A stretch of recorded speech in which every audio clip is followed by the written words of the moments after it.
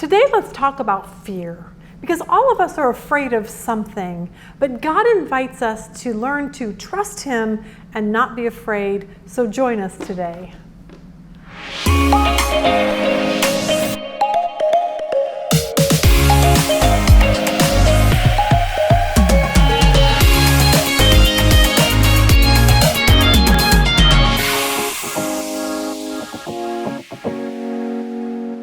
Good morning. Welcome to our Encouraging Truth series. Glad you are joining us. Our encouraging truth for the week, number 78, is this: God invites us to trust Him and not be afraid. Now, last week we talked about the Israelites getting out of Egypt and the ups and downs of life, and we saw that with the Israelites. They had been stuck in Egypt for 400 years. They had been slaves. God sent Moses in to get them out, take them to their new land, the land of Israel. But suddenly, their newfound freedom was in jeopardy. Suddenly, Pharaoh decides he wants his workforce back.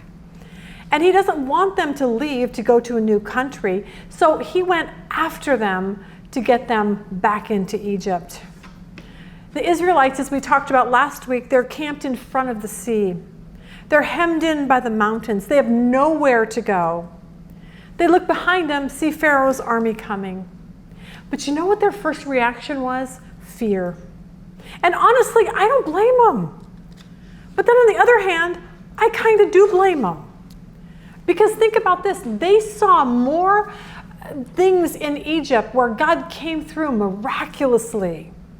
The plagues that they saw, that God rescued them from, and they saw more miracles than you and I would ever see in a lifetime, that most people would ever see in a lifetime. They saw more miracles than anyone has ever seen. And yet, suddenly, when they're faced with Egypt, with Pharaoh coming back to get them, they're terrified. They're like, serious? Like, what's going on here? God, I'm terrified. I don't know why they would be terrified. They just saw that God brought them out. Wouldn't you think that they would just trust God? Wouldn't you think they would say, hey, Pharaoh, are you joking? You're coming back for more? Like, did you not see what God just did to your country? He destroyed your country. You're coming back because you want more of God to destroy you? Like, serious, Pharaoh, what are you thinking? Do you not remember what God did to your firstborn children, your firstborn sons? And when I think of that, I go, well, I get that, but then I realize I do the same thing every day. I do the same thing. I have seen how God can come through for us when we don't have money to pay a bill. I have seen Him miraculously come through. Some random check will show up in the mail. I'm like, where did that even come from? And yet I've seen how God does it, but it still doesn't keep me from being afraid of a bill that I don't think I can pay. Sometimes I think of when we do Bible study, like we bring in a lot of guest speakers and they're usually very expensive. But then I think, wow, how are we going to afford this? Like, what if people don't donate enough? And yet, at the very end of the day, God miraculously comes through. Someone hands a check, someone does something. And it's just God, I don't know why I'm ever afraid of that.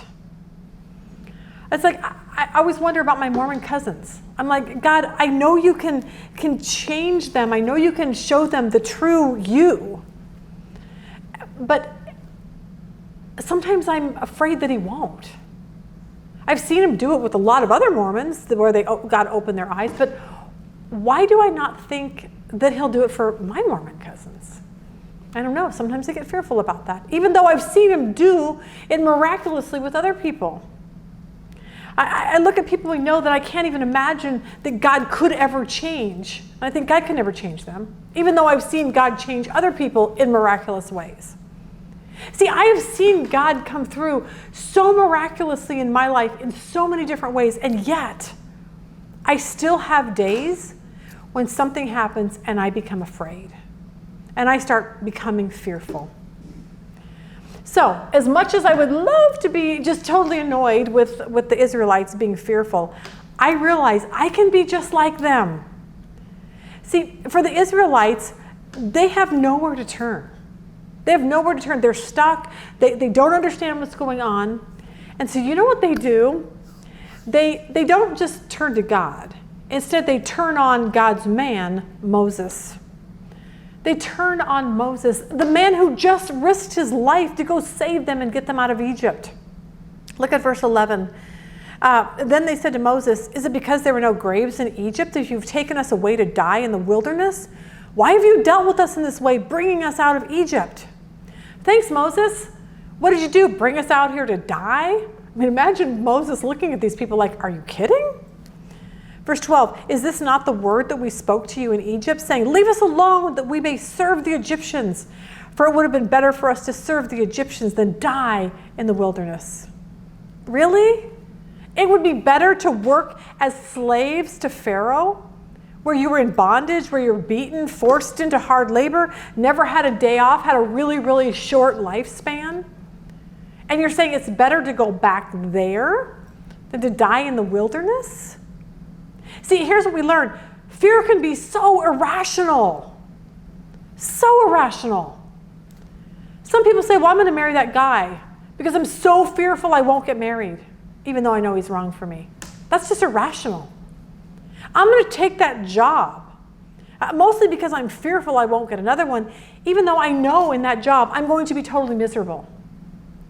See, Moses knew they were afraid. So you know what it would be up to Moses to do? To promote faith instead of fear. It would be Moses' job not only to get the Israelites out of Egypt, but to promote faith in them. Faith that says, look, I know there's nowhere to turn. I know that we're hemmed in. But you know what? We need to do something.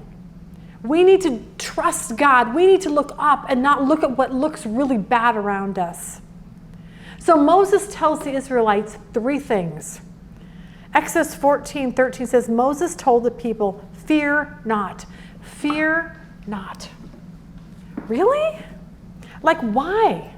I should fear. Something that just happened rocked my world. For the Israelites, their fear was hey, we're going to be killed. We're going to be hauled back to Egypt, tortured. Pharaoh is really mad. For some of you, your fear is, I just found out my baby is never going to be normal. I just found out I can't afford to finish college. I just found out my husband passed away. I just found out tomorrow I will not have a job. And when life changes, automatically, we have to really start thinking, God is interrupting our life. God is interrupting our life. It's not just random, oh, this is just bad happening to me. No, no, no. God is in this. God is interrupting your life. And instead of God's interruption, we need to see it as God's invitation. We need to not say, oh, God, you're just ruining my life. God, you're inviting me to trust you and not be afraid. See, God is inviting us to use what we think is something that's bad and interrupting my life. We need to use that. We need to use that, an invitation to trust and not fear. See, the Israelites could have turned their fear of the Egyptians coming after them as an interruption, which is what they did. They turned it to an interruption. But instead, they should have turned it to an invitation. They should have turned it to an invitation and said, you know what, God, I just believe this. I believe there really is a plan. I'm not going to be afraid. It looks bad. They're right on our heels. I'm not going to be afraid. Because no matter what happens, God, I'm trusting you with what goes on. Because I know there really, honestly, is a plan. And you and I have the choice to change our thinking. We can move past our fear and trust God that we'll do something, or we can just be afraid. That's really our choices in life.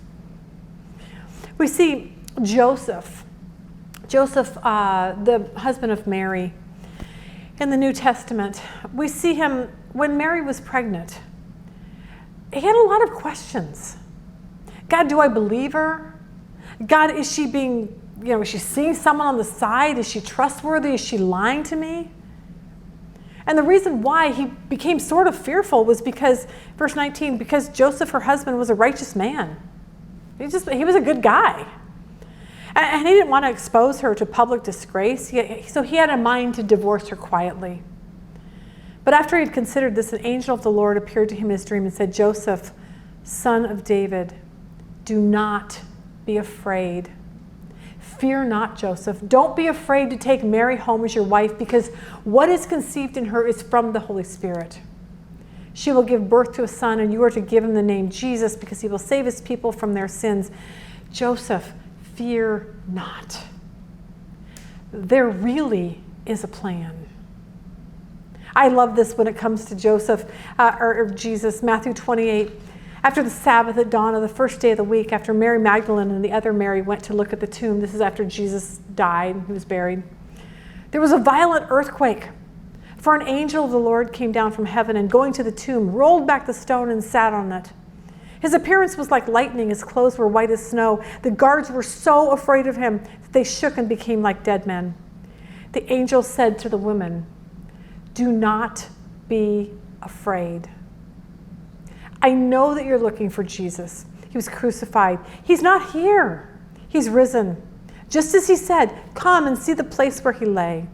Then go quickly and tell his disciples, he has risen from the dead. He is going ahead of you into Galilee. There you will see him.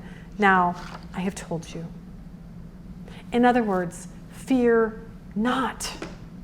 I know you're terrified. Jesus was dead. Now he's not. He's risen from the dead. I know this makes no sense to you. Do not be afraid, because, here you go, there really is a plan. Imagine if we can take all of these stories with what happened with the Israelites, with Pharaoh, what happened with Joseph, what happened with Mary at the tomb. Like, what if we actually could live our life like that? That we really don't have to fear. Fear not. Because there really, honestly, is a plan. See, we have to change our thinking when it comes to life. God needs to become really big in our life, knowing that, you know what, he's in it. He can do anything. When we realize that, we don't have to be fearful. We have to read the Bible. And when we do, it actually changes how we start viewing life. And when we start viewing life differently through the lens of God, we don't have to be afraid anymore. We just look at things differently. Imagine if we start thinking differently.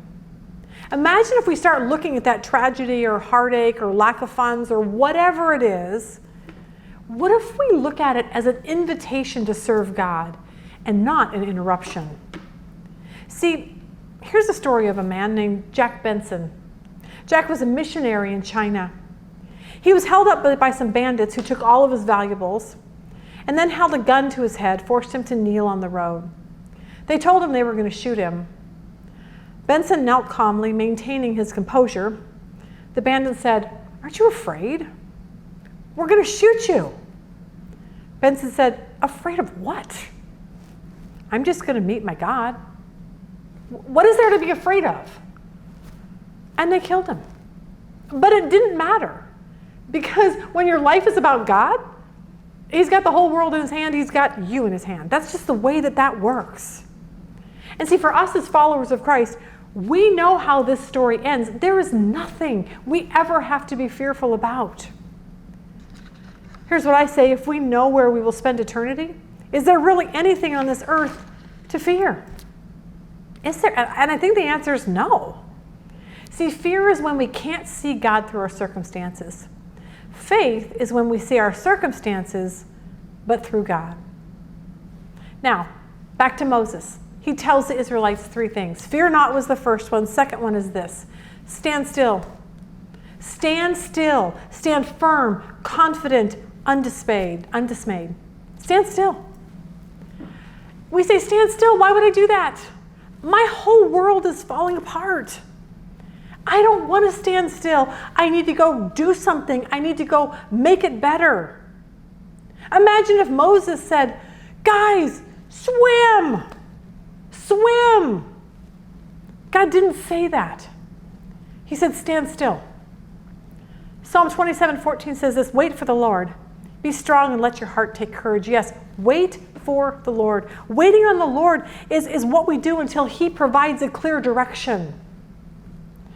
I thought this was cute. A woman driving through a snowstorm outside of Denver.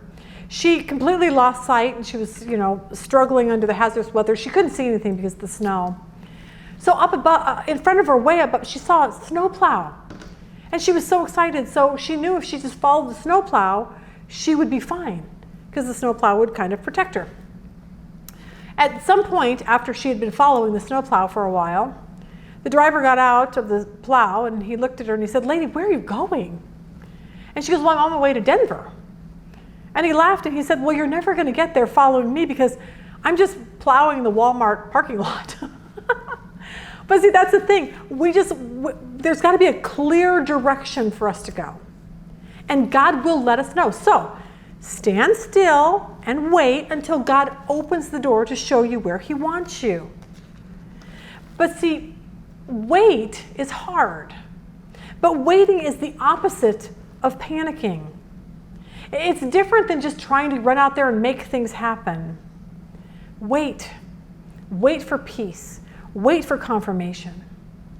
So Exodus 14:13, Moses told the people, "Fear not, see the salvation of the Lord, but he will work for you today.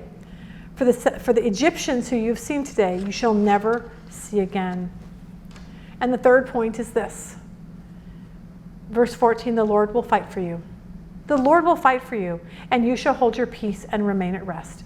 The Lord will fight for you. God tells Moses, "Fear not, stand still, and know that the Lord will fight for you." How do we do that? Well, look at Psalm 143:4. "Therefore my spirit is overwhelmed and weak within me, wrapped in darkness. My heart grows numb within me. But here's what I do. I remember the days of old. I meditate on all that you have done. I ponder the works of your hand." See, when we get fearful, we have to stop. Fear not, stand still, know that the Lord will fight for us. But we need to remember. Remembering is a huge part. Remember who he is. Remember what he has done. And remember what he can do. That's why I always say we have to read the Bible. Because in the Bible are stories over and over of people who have done just this. And they had to remember. Remember what God did at creation.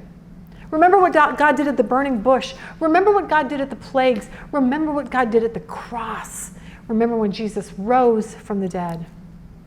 See, remember, we serve a God who can do anything. Verse 15, then the Lord said to Moses, "Why are you crying out to me? Tell the sons of Israel to go forward. As for you, lift up your staff, stretch out your hand over the sea and divide it, and the sons of Israel shall go through the midst of the sea on dry land. As for me, behold, I will harden the hearts of the Egyptians, so that they will go in after them, and I will be honored through Pharaoh and his army, through his chariots and his horsemen. Then the Egyptians will know that I am the Lord, when I am honored through Pharaoh, through the chariots and his horsemen." The angel of God who had been going before the camp of Israel moved and went behind them, and the pillar of cloud moved from before them and stood behind them. God was leading them. Now he was behind them, protecting them. It's a beautiful picture of how God protects us. He goes before you, he comes in behind you. Verse 20 says this, "So it came about between the camp of Egypt and the camp of Israel, that there was a cloud along with the darkness, yet it gave light at night. Thus the one did not come near the other all night." God made sure that it was dark, but he made sure that the Israelites could see, that the Egyptians couldn't. It was just God's miraculous way of protecting the Israelites. I was thinking about this. If you're a follower of Jesus, why would you ever fear? Why? Our powerful God lives in us and watches over us. He sees the bill. He sees you're single. He sees you aren't getting better. He sees your financial position. He sees everything. And this is what he says to you. There really, honestly, is a plan. Then Moses, verse 21, stretched out his hand over the sea. And the Lord swept the sea back by a strong east wind all night and turned the sea into a dry land, so the waters were divided. The sons of Israel went through the midst of the sea on the dry land. The waters were like a wall to them on their right and their left. Then the Egyptians took up the pursuit, and all Pharaoh's horses, his chariots, his horsemen went in after them into the middle of the sea. At the morning watch, the Lord took down the army of the Egyptians through the pillar of fire and cloud and brought the army of the Egyptians into confusion. He caused their chariot wheels to swerve, and he made them drive with difficulty. So the Egyptians said, "Let us flee from Israel," because why? This is what they knew. The Lord is fighting for them against the Egyptians. Maybe it was like, duh, I now remember what just happened in Egypt. The Lord is fighting for Israel. You are not going to win when you fight the Lord. See how our faith grows when we see stories like this? God can confuse people for his purposes. He can cause chariots to drive with difficulty. Verse 26, then the Lord said to Moses, "Stretch out your hand over the sea so that the waters may come back over the Egyptians, over the chariots and their horsemen." So Moses stretched out his hand over the sea, and the sea returned to its normal state at daybreak, while the Egyptians were fleeing right into it. Then the Lord overthrew the Egyptians in the midst of the sea. The waters returned and covered the chariots and the horsemen, even Pharaoh's entire army that had gone into the sea after them. Not even one of them remained. Isn't that amazing? That's miraculous. Verse 29, but the sons of Israel walked on dry land through the midst of the sea, and the waters were like a wall to them on their right hand and on their left.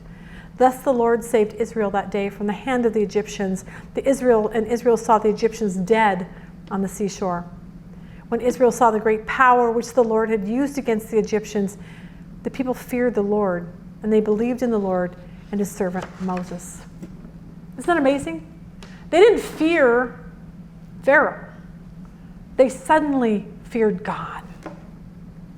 So in other words, if God can do all of these things, what are we fearful about? See, if there's something you're afraid of, remember this scene.